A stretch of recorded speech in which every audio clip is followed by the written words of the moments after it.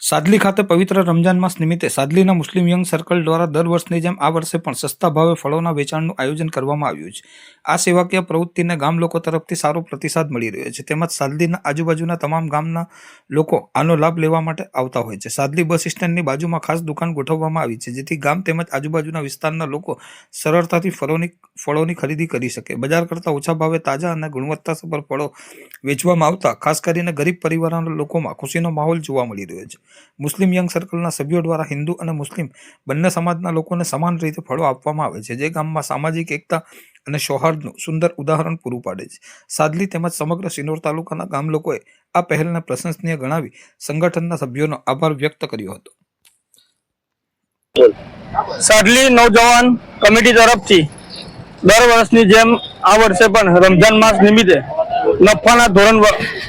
નફાનું ધોરણ રાખ્યા વગર ફ્રૂટનું વેચાણ કરવામાં આવે છે, જેમાં દરેક સમાજને લાભ આપવામાં આવે છે।